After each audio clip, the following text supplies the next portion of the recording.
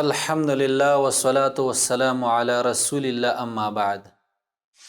د الله رب العالمین ذکر کول دا ډیر یو غوره عمل دی الله رب العالمین ته، او ډیر اوچت عمل دی او دا عمل ډیر آسان هم دی، ځکه ذکر کول دا ډیر آسان وي په نسبت د نورو اعمالو باندې، لیکن ډیر اوچت عمل دی، اجر ډیر زیات دی، د دې د وجې نه درجې اوچتیږي او دارنګې په حسناتو کې زیادت راځي.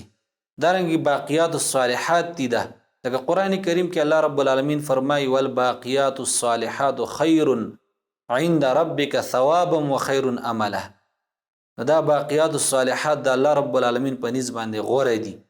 دا څه شی دي؟ وی دا لا اله الا الله، سبحان الله، الحمد لله، الله اکبر، لا حول ولا قوة الا بالله دي. محترم، لا حول ولا قوة الا بالله دا ډیر اوچت ذکر دی.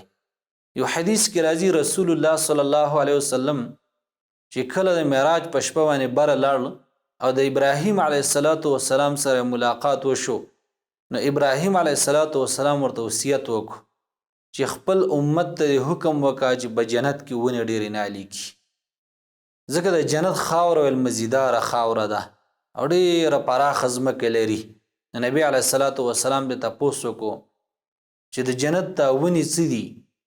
نو ابراهیم علیه السلام ورته وفرمایل چې لا حول ولا قوة الا بالله ویل. او دارنګې نبی صلی الله علیه وسلم خپل صحابي ته وایي چې آیا زه تا ته ونښیم هغه خزانه من کنوز الجنه، د خزانو د جنت نه، چې هغه څه د لا حول ولا قوة الا بالله.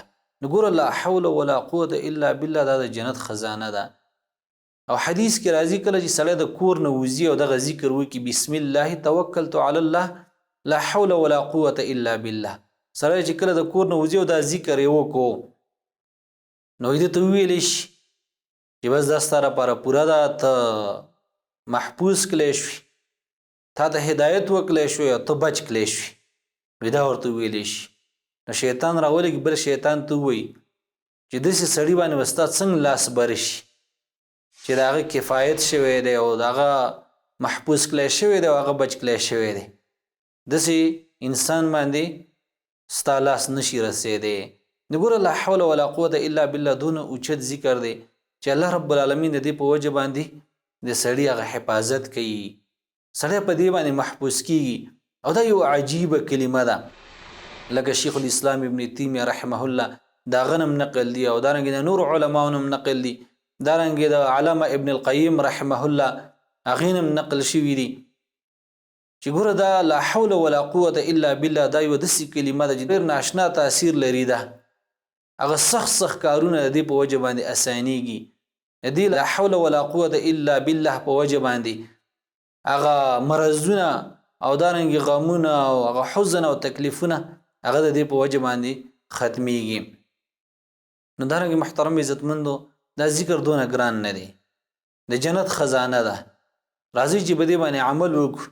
زه یم چې هر یو سړی سوچ وکړي او د ورځې 15 ځله موی نو څونه اجر دی، 15 ځلې چې وایي که یو سړی کار کې مشغولي نو امیم شي ویلی، ځکه دا دونه ټیم ته نه اخلي، که یو سړي او 10 هم نشته دی نو امیم شي ویلی، که په لار باندې روان دی امیم شي ویلی، 15 ځل دی سړی د ورځې وایي، 10 ځل دی وایي، څونه اجر ورته میلاو شي. د جنت خزانه ده، په جنت کې ورته الله رب العالمین د دې په وجه ونې نالۍ، دارنګې د دې په وجه باندې الله رب العالمین د سړي حفاظت کوي، د غمونو او د مرضونو نه محفوظ ساتي، دارنګې د پریشانۍ نه په دې باندې الله رب العالمین ختموي، سخت کارونه د دې په وجه باندې الله رب العالمین هغه اسانۍ سړي ته، هغه درانه بوجونه د دې په وجه باندې الله رب العالمین سړي ته اسانۍ. خدا دې چې موږ او تاسو دې له توجه ورکړو، وخت وله ورکړو او غفلت ونه کړو. اکثر زموږ نه هېر کېږي، بس چې دا په ځان باندې داسې ضروري وګڼو چې زه به د ورځې لا حول ولا قوة الا بالله د شپې دا ویم. نو که به یو سړی یو ځلې وایي اجر دی، که 2 ځلې وایي، که 15 ځله او 10 ځلې وایي، نو الله رب العالمین ورته ډېر خیر ورکړي. وصلی الله علی خیر خلقه محمد وآله وصحبه اجمعین. دعاة للهدى دنيا ودينا على منهاج خير المرسلين وبالحسنى نشق سبيل رشد إلى جنات رب العالمين.